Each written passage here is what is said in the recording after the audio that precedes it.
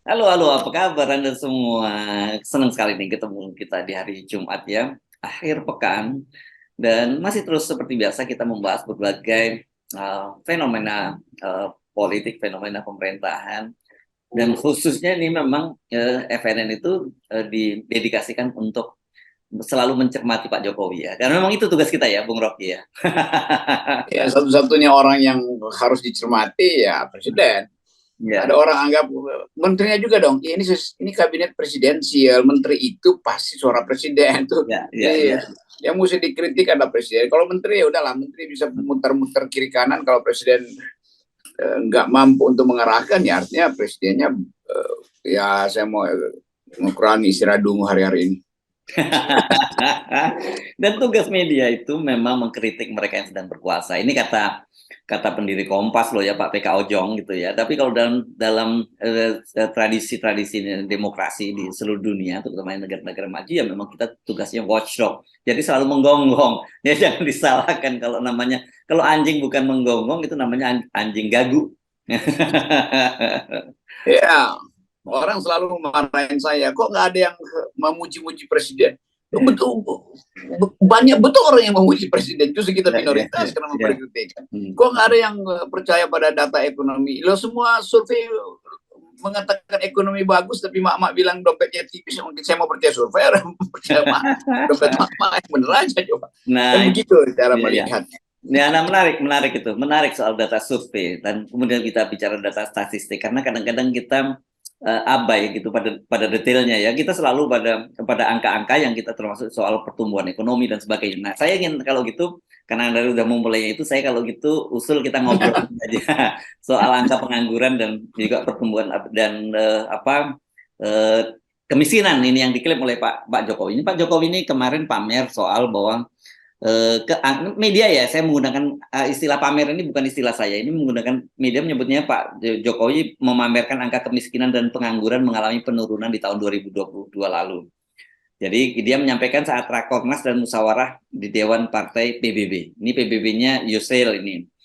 Jokowi mengungkapkan angka kemiskinan turun di tahun 2022 dari awalnya 10,1% tahun 2021 menjadi cuma 9,4% tahun 2022. Kemudian angka pengangguran di tahun 2021 awalnya 7,1 turun menjadi 5,9% di tahun 2022. Oke, ini kan kadang-kadang menurut kalau kita ada too good to be true gitu karena dalam situasi begini kita mesti melakukan ngecek gitu ya. Nah, saya coba tadi telusuri. Ibu Sri Mulyani juga menyampaikan data yang sama dan sumbernya dari mana yang paling penting saya cek di BPS itu memang datanya seperti itu gitu ya, Bung Rocky. Jadi Pak Jokowi kali ini ngutipnya benar gitu. Tapi kemudian kenapa kemudian kita membaca di media banyak sekali PHK di mana-mana. Dan PHK-nya itu nggak tanggung-tanggung, gede-gedean itu. Dan juga termasuk bukan hanya seperti kita selalu misalnya yang di pabrik-pabrik garment yang tenaga kerjanya padat karya gitu ya. Tapi juga di unicorn, ya kan? Di unicorn yang dibangga-banggakan Pak Jokowi juga terjadi itu. Bagaimana cara kita memahami soal ini ya, Bung Roky?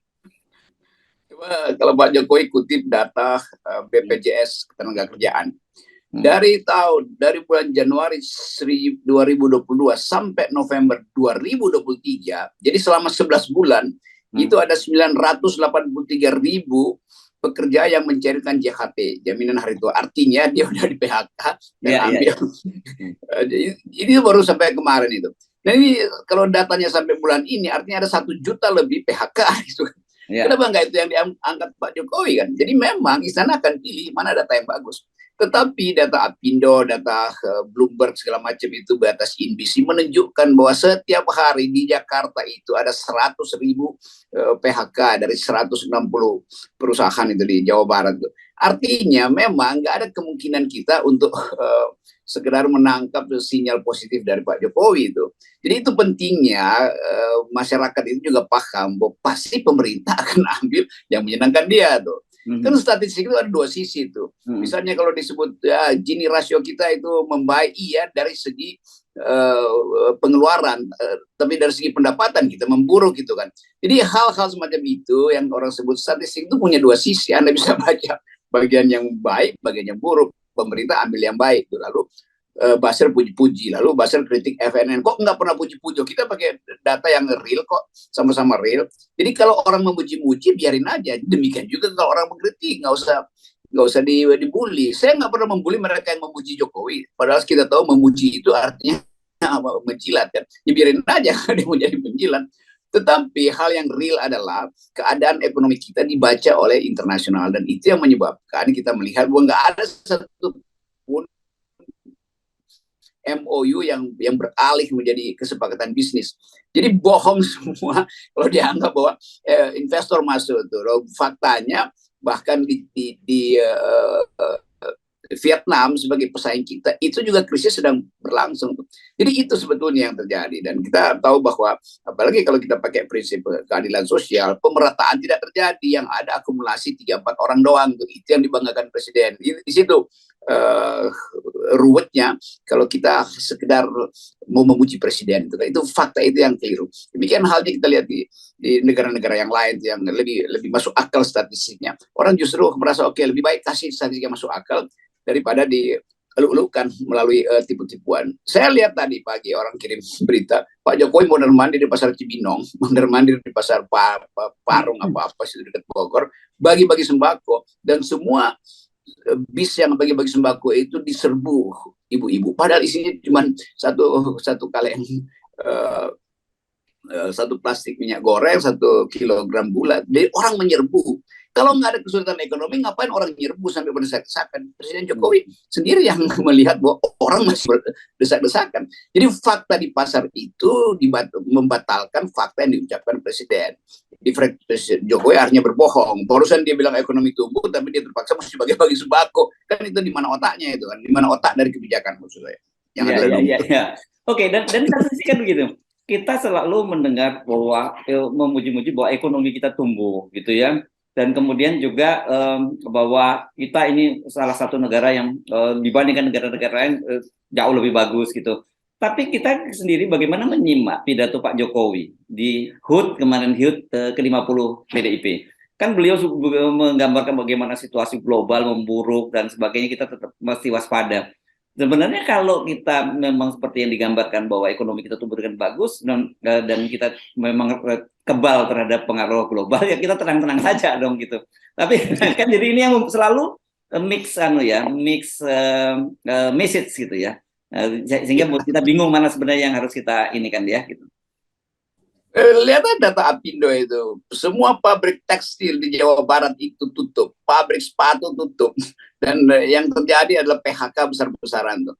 Tetapi ada berita lain tuh, bahwa setelah PHK sebetulnya dalam upaya untuk berhemat, lalu pegawai tetap itu di PHK semuanya karena mau diganti dengan outsource. Outsource itu perjanjiannya 3 bulan. Jadi pengusaha sekarang hanya mau mempekerjakan karyawan dengan kontrak 3 bulanan tuh. Yang pegawai tetap justru di PHK kan. Jadi itu artinya ada krisis luar biasa tuh. Dan deindustrialisasi sudah berlangsung. Tetapi Presiden Jokowi kan nggak ingin lihat itu, karena dia ingin lihat bahwa dia mampu untuk mengendalikan keadaan. Dengan kata lain, dia mesti pamerkan bahwa ya kita masih bisa tumbuh, oleh karena itu saya akan datang ke pasar-pasar kasih sembako. Itu kalimat yang buruk atau kalimat yang nggak masuk akal. Bertumbuh tetapi masih kirim BLT, bertumbuh tapi masih bagi-bagi sembako. Itu artinya nggak bertumbuh. Jadi yang disebut ekonomi subsistensi itu, ekonomi yang paling dasar itu udah terlampaui. Dan itu yang kita lihat bagaimana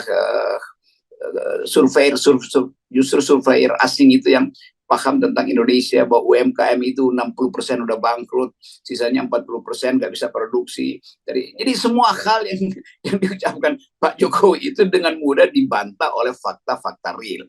Nah itu yang Pak Jokowi sering katakan, ya kita mesti ngerti makro, mesti ngerti mikro. Iya, tapi Pak Jokowi nggak ngerti mikro. Bahwa yang terjadi adalah tidak ada linkage antara makro dan mikro. Itu intinya.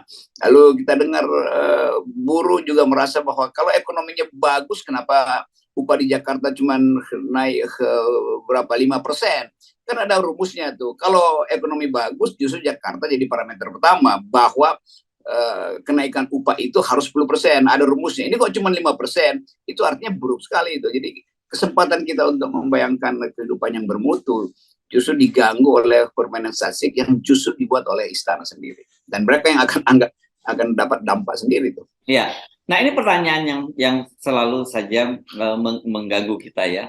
Mengapa Pak Jokowi di akhir masa jabatannya, 2 periode masa jabatannya, ini masih terus tampilnya seperti mau seorang kandidat yang berkampanye, yang tadi ada cerita bagi-bagi sembako, masuk mall gitu ya, dan masuk ketemu orang dan begini. Padahal sinyalnya sudah jelas. Kemarin Ibu Megawati menyatakan bahwa kalau sudah 2 kali ya maaf 2 kali. Pak Tito Karnavian dalam rapat kerja dengan Komisi 2 bersama KPU, Bawaslu dan sebagainya menyatakan tidak ada agenda lain bahwa pemilu akan tetap berjalan pada tahun 2024 gitu. Kalau itu alasannya kita bisa duga dengan kuat satu ballpark estimation dengan data singkat ini kita bikin dugaan kuat bahwa ada persiapan Presiden Jokowi untuk tampil ulang memimpin Indonesia. Karena itu mulai dinyatakan ini bapak bangsa akan mengatasi masalah, kendati ada ekonomi yang memburuk, tapi bapak bangsa kita masih akan bagi-bagi BLT. Lalu disihirlah publik ini seolah-olah negara itu punya kapasitas untuk membagi BLT pada semua rakyat. Jadi ini persiapan justru untuk menunda pemilu, persiapan untuk memperpanjang masa jabatan presiden, walaupun udah ditunggu Ibu Mega. Tetapi nggak ada alasan Jokowi untuk nggak bermain politik karena dia takut, dia gugup di akhir masa jabatannya, betul-betul dia di-impeach gitu. Dan persoalan impeachment ini juga disiapkan oleh partai-partai itu. 8 partai yang kemarin menolak Perpu itu menolak sistem proporsional tertutup. Sistem proporsional itu juga akan lanjutkan saya kira itu, karena bagi mereka ini to be or not to be itu. Jadi kalau Jokowi lihat itu, maka dia panik sendiri. Karena dia panik, maka dia akan minta perlindungan dari rakyat. Nah, rakyat merasa bahwa yang diberikan Jokowi itu tulus, padahal itu tidak tulus. Karena dia mau kangkangi rakyat itu untuk dapat 3 periode atau perpanjangan minimal. Jadi BLT mondar-mandir di pasar sekarang itu Pak Jokowi itu dalam upaya untuk rekonsolidasi. Karena konsolidasi melalui musrah itu gagal semuanya tuh. Karena dianggap Jokowi justru di dalam musrah itu ya 20%, 15% maksimal itu kan elektabilitasnya. Jadi Jokowi justru merasa bahwa musyawarah rakyat digerang oleh Projo itu membatalkan niat dia untuk jadi presiden. Karena itu dia ambil cara yang primitif, yang konvensional, yaitu kembali belusukan. Itu kira-kira. Jadi orang nggak ngerti belusukan buat apa. Ya. Nah, kenapa ini penting kita bahas? Karena ternyata memang data-data tadi, pameran keberhasilan pemerintah itu kan dilakukan pada acara Rakornas PBB tadi, dan sebelumnya itu Sekjen PBB, ini Sekjennya ini Sekretaris Jenderal Partai Bulan Bintang ya, bukan Sekjen PBB Perserikatan Bangsa-Bangsa, Afriansah Nur, yang juga Wakil Menteri Tenaga Kerja, itu menyatakan bahwa sampai sekarang ini tetap saja presiden yang dia menggunakan bahasa yang paling cocok untuk Indonesia itu adalah Pak Jokowi. Dan dia menyatakan begitu, kalau andai saja secara konstitusi itu dimungkinkan, kita akan tetap mencalonkan Pak Jokowi sebagai calon presiden. Kenapa? Karena yang lain, capres-capres lain itu cuma omdo. Nah, itu bahasanya itu. Jadi kita tidak mungkin, ini pasti bagian dari rangkaian itu gitu. Ya, bayangkan PBB partai seupil itu berupaya untuk menjilat presiden. Sementara orang tahu bahwa di belakang itu ada Pak Yusril yang kira-kira lagi ngincer jabatan wakil presiden atau calon apa aja itu, reshuffle segala macam. Kan itu buruk sebetulnya bagi sebuah partai PBB yang mestinya bermutu dalam membuat argumen. Coba kita uji satu persatu tuh. Kalau dikatakan sukses misalnya dan hanya Pak Jokowi, ekspor kita itu yang tumbuh itu cuman ekstraktif industri itu, batu bara dan sawit, nikel sedikit mulai itu. Tetapi ekspor konvensional kita yaitu sepatu, garment, fashion segala macam itu, tekstil itu berhenti itu karena nggak ada permintaan tuh. Dan itu yang ada di data kita tuh. Jadi ke Eropa, ke Amerika kita berhenti tuh. Jadi kalau dikatakan bahwa menumbuhkan ekonomi, yang kalau batu bara itu betul-betul yang ekstraktif ini kan cuma 3-4 pemain tuh. Tetapi yang kita ekspor yang menumbuhkan ekonomi rakyat kan mestinya yang tadi, yang sandang, pangan, papan segala macam itu, dari sandal jepit sampai topi, jaket segala macam diproduksi Indonesia tuh. Barusan data masuk lagi bahwa Nike, Adidas itu tutup pabriknya tuh. Bahwa semua hal yang dibayangkan oleh negara itu sebetulnya nggak ada akibatnya tuh. Jadi sekali lagi PBB sebagai partai kok dia nggak paham bahwa rakyat kecil itu mengalami hal yang sebaliknya daripada yang diterangkan oleh PBB. Jokowi yang satu-satunya itu tanda penjilatan di tingkat yang paling absurd itu. Saya malah melihat ini bagian, sekali lagi ini bagian dari orkestrasi gitu, Bung Rocky, dan kendati Ibu Megawati, kendati DPR dan Mendagri menyatakan bahwa tetap sesuai dengan schedule, tetap saja kita mesti harus cermati bahwa dari apa yang disampaikan oleh Pak Jokowi, pameran kekuasaan, terus pameran keberhasilan, terus kemudian belusukan ke sana sini, ini bahwa ide untuk memperpanjang jabatan itu tetap belum mati. Ya itu yang satu ide yang kita selalu tekankan, bahwa selama Jokowi nggak menemukan siapa yang akan melindungi dia nanti, maka dia akan berupaya supaya dia itu terpilih lagi. Kan Ibu Mega jelas memberi sinyal bahwa partainya dia itu adalah partai kader. Apakah Jokowi ada di dalam spektrum itu? Ya, sinyal Megawati kemarin, Jokowi bukan dalam spektrum itu, dan nggak boleh lagi nambah dua, ya dua lah, cukup lah, tahu diri lah, kira-kira begitu kan. Tetapi politik itu selalu ada bagian yang memuakkan, yaitu udah dibilangin tapi tetap ngotot. Nah, acara ngototan ini yang mau kita terangkan, bahwa memang Pak Jokowi belum punya kader di masa depan untuk mengamankan atau paling tidak mempersoalkan beliau. Padahal sebetulnya kalau Pak Jokowi mengaku aja bahwa iya saya gagal itu, bagi Mbak oke, dia maafin aja kan, udah gagal mau diapain. Tapi justru karena udah gagal dan maksa nipu data, itu artinya buruk wataknya itu. Jadi ini bukan Jokowi ansik sebagai manusia, tapi sebagai presiden yang membawa kabinet, dan kabinetnya juga lagi menanti kehancuran kan. Walaupun terus dikatakan bahwa kita bisa selesaikan masalah ini dengan cetak uang itu 600 triliun untuk supply, 600 triliun untuk demand, maka bertemu di pasar, ekonomi hidup, iya, tapi efek inflasinya besar betul, dan itu yang dikhawatirkan oleh Bank Dunia misalnya. Tetapi Pak Jokowi kan nggak peduli, dia cuma peduli bahwa dia harus punya legacy. Nah, kemarin Ibu Mega negur habis-habisan. Nah, teguran itu justru membuat Pak Jokowi makin nekat untuk maju tuh. Karena nggak ada yang mau jamin. Lain kalau Ibu Mega bilang Pak Jokowi 2 periode cukup, nanti Pak Jokowi balik sebagai kader, tentu Pak Jokowi akan menikmati masa tua di Solo atau jadi penasihat utama PDIP. Kan dia mungkin ada di atas ketua umum ada penasihat senior, penasihat utama, kan aman. Tapi nggak kelihatan Ibu Mega memberi sinyal itu, lalu Pak Jokowi cemas. Nah, kecemasan itu tadi yang secara psikologis membuat beliau cari cara untuk regain his political power. Jadi sebenarnya dari situ kita tahu ya mengapa kemudian muncul pameran keberhasilan, muncul belusukan dan sebagainya. Iya.